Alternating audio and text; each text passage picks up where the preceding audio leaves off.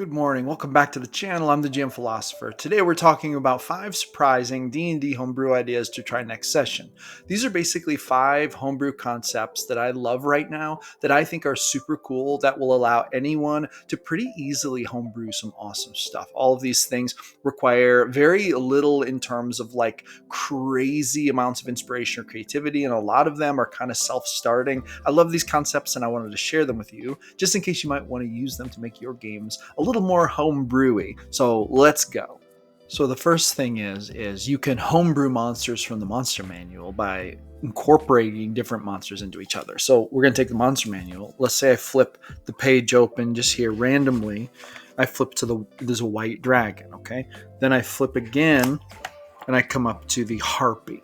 So is there a way that you can combine the harpy and the half dragon stat blocks to make a unique creature, right? You look at the harpy's stats, you look at the white dragon's stats, you look at their attacks, you look at their spells, and you combine them into one creature. What would that look like? What would it look like if a wizard, from some faraway land magically fused a white dragon and a harpy and basically made a creature out of it, a creature that was maybe even tormented in its own existence? So you can do that. The monster manual is full of monsters. This is a quick way to get homebrew monsters that are actually really cool and useful and effective. Now, you can also do this with player characters. You can random roll player character classes to come up with unique NPCs, combining the fighter and the cleric, or combining the paladin and the warlock. These are different ways that you can kind of create homebrew classes by just like not so much cross-classing, but just combining different classes together to make something really unique.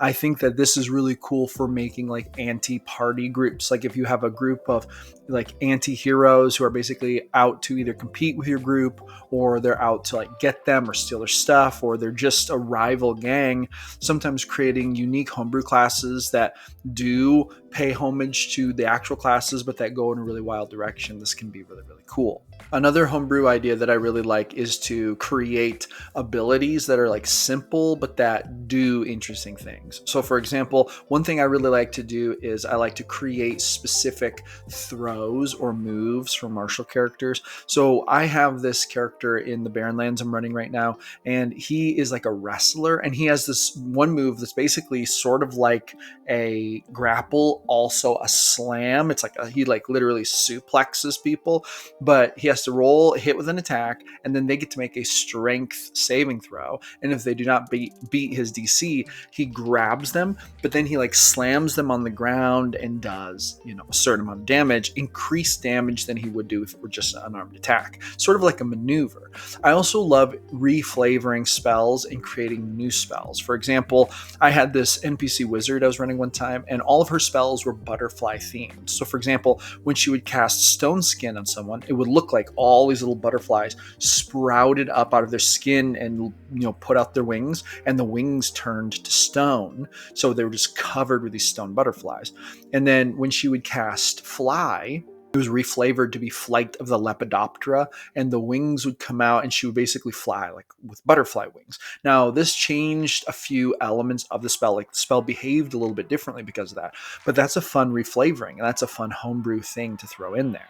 Another thing that I like to homebrew are races, and sometimes you can do this by just taking like an existing species or race, now they call them species, and you can change it a little bit. Like for example, I had this island species of elves one time, and they were blue. I was sort of flavoring them after the Na'vi from the Avatar movies, but they were these blue elves, and they kind of spoke this like tropical elven dialect, and they would mind meld with these like flying raptor things that lived on the island, and it was such a cool thing. It was sort of like a homebrew race. They were elves, but I called them blue elves or island elves. And so it was just like a fun reflavoring thing.